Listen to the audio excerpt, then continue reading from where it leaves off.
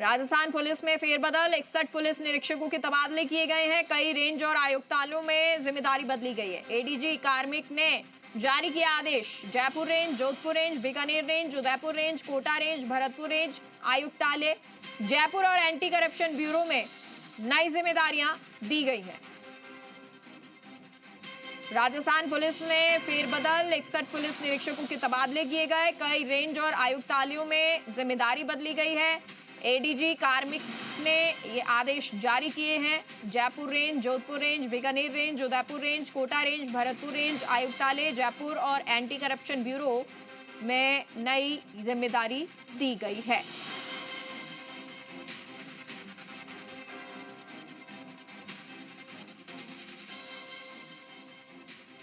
तबादला सीजन पूरे परवान पर है। ट्रांसफर की आखिरी तारीख जैसे जैसे नजदीक आ रही है, अधिकांश महकमों की ट्रांसफर लिस्ट भी जारी हो रही है और इस बार तबादलों के लिए मंत्रियों से हर ओर उम्मीद दिखाई दे रही है। जिन विभागों की तबादला सूचियां जारी हुई, वहां भी कर्मचारी अब भी ना उम्मीद नहीं है।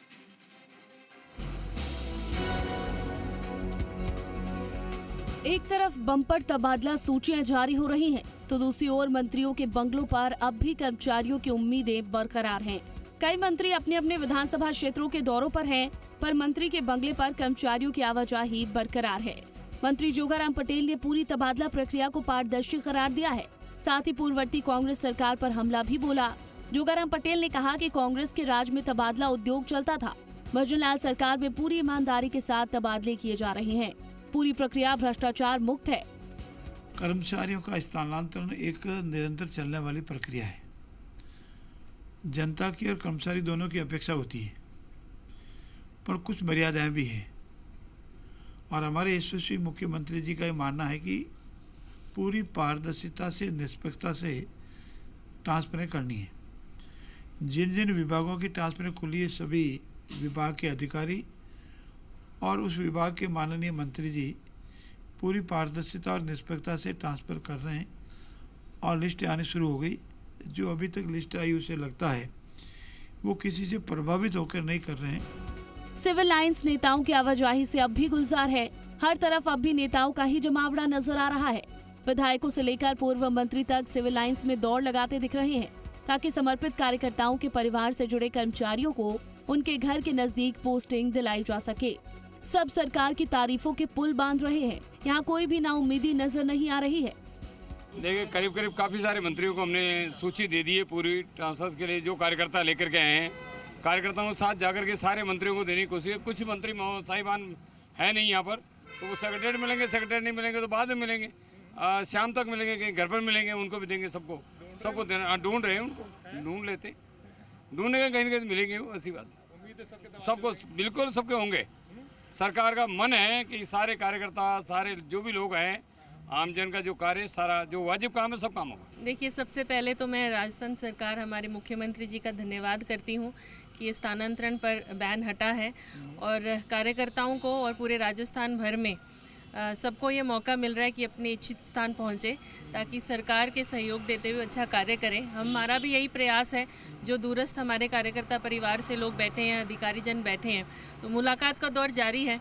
और आजकल टेक्नोलॉजी का ज़माना है, तो मेल्स तो सब डन ही हैं, पर फिर भी व्यक्तिगत मिलना और अपनी काम के लिए पैरवी करना, जो कार्यशैली हम लोग की रहती है। जी बिल्कुल हो रहे हैं, और आज नहीं, मेरे तो 2 साल से बिल्कुल काम हो रहे हैं। जिस भी मंत्री के पास जाते हैं, कोई वास्तव में उसका लगता है कि भाई तबादला यहाँ से यहाँ होना चाहिए, नीड है उसको उस जगह पे जाने की, क्योंकि कई बार पारिवारिक स्थितियाँ ऐसी होती हैं कि वाइफ कहाँ है, घर परिवार नहीं चल पा रहा है, तो उनका करते हैं मंत्री जी, अगर हम समस्या बताते हैं तो। सब जगह हो रहा है। बिल्कुल संतुष्ट है पूर्व विधायक? हाँ, मैं तो बिल्कुल संतुष्ट हूँ, बिल्कुल। देखिए, हमारे तलब किसी को किया नहीं जाता, हमारे यहाँ समन्वय होता है, हमारे यहाँ बैठ के बातचीत होती है। तलब शब्द तो पुराने समय से, जो 70 साल से इस देश में पार्टी काम कर रही थी, उसमें तलब किया जाता था। हमारे यहाँ समन्वय का काम होता है। समन्वय में आपस में बैठ के, हमारे यहाँ सरकार और संगठन के बीच में भी समन्वय है, और सरकार के जो नेता है पहले वो संगठन में भी लंबे समय तक काम किए हुए हैं। इधर मंत्री जोराराम कुमावत के महकमे में कई सूचियां जारी कर दी गई हैं। कुछ सूचियां और आनी हैं। मंत्री जी के आवास पर अब भी कर्मचारियों का मजमा लगा है। हर कोई इस बार की लिस्ट में अपना नाम चाहता है। मंत्री जोराराम कुमावत का दावा है कि उन्होंने तबादलों में कर्मचारी हितों को प्राथमिकता दी है। अन्य जो हैं कार्मिक हैं उनकी भी हमने लिस्ट निकाली है, 3-4 लिस्टें निकाली है और बाकी भी अभी जैसे आज या कल निकालेंगे। तो हमने सभी जनप्रतिनिधियों की मांग अनुसार जहाँ जिसकी आवश्यकता है कार्मिक की, जहाँ जो योग्यता के अनुसार जो काम करते हैं उनकी आवश्यकता के अनुसार, और कार्मिकों की इच्छा जहाँ बहुत दूर जो कार्मिक लगे हुए लंबे समय से, उनको भी अपने ज़िले में आने का अवसर मिले। बहरहाल तबादलों में सत्ता और संगठन में बेहतरीन तालमेल की झलक दिख रही है। कार्यकर्ताओं की सरकार मुंहमांगी मुराद पूरी कर रही है। प्रदेश बीजेपी कार्यालय में बाकायदा दिशा निर्देश जारी हो रहे हैं। मंत्रियों को बुलाकर साफ हिदायतें दी गई हैं कि कार्यकर्ताओं के काम में कोई मंत्री लापरवाही न बरते। साफ है, बीजेपी कार्यकर्ता आधारित पार्टी है, इसलिए अपने कैडर को तबादला महाकुंभ में राजी रखने की हर संभव कोशिश कर रही है, ताकि आने वाले स्थानीय निकाय और पंचायत चुनाव की वैतरणी को पार करने में उसे किसी भी तरह की दिक्कतों का सामना नहीं करना पड़े।